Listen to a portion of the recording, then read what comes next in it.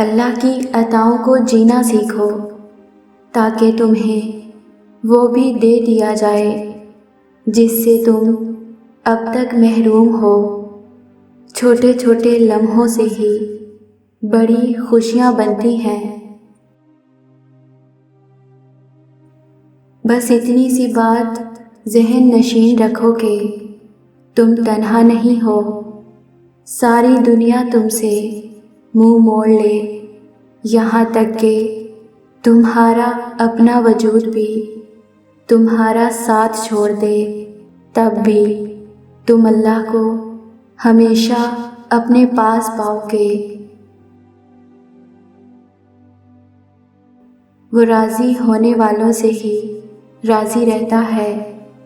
تم اپنا دل اس کی رضا میں مطمئن کر لو، پھر دیکھنا وہ بھی اپنی رضا کو تمہارے دل کے مطابق کر دے گا۔ بس صبر کرو اور اس کے کن کا انتظار کرو۔ وہ منتظر نگاہوں کو معجزوں سے کبھی محروم نہیں کرتا۔ رد کرنا اس کی شان کا حصہ ہی نہیں۔